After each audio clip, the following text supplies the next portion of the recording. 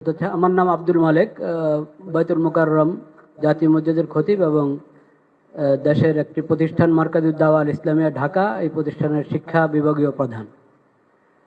যে কথাটি আমি বলতে যাচ্ছি সেটা হলো, সম্প্রীতি যদি আমরা চাই, আছে আলহামদুলিল্লাহ, এটাকে যদি বাকি রাখতে চাই তাহলে সম্প্রীতি যারা নষ্ট করে সে বিষয়ে আমাদেরকে নমনীয়তার সাথে অনমনীয় ব্যবস্থা গ্রহণ করতে হবে।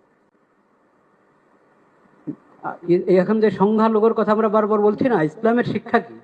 ইসলাম বলে, আবু বকর রাদিয়াল্লাহু তাআলা আনহু প্রথম খলিফা নবী করিম সাল্লাল্লাহু আলাইহি ওয়াসাল্লাম, উনি বলেছিলেন, তোমাদের মাঝে যে সবচেয়ে বেশি শক্তিশালী সে আমার কাছে দুর্বল যদি সে জালেম হয়, আর যে সবচেয়ে দুর্বল সে আমার কাছে সবচেয়ে বেশি শক্তিশালী যদি সে মজলুম হয়। এটা হলো বিষয়, জালিম এবং মজলুম। মজলুম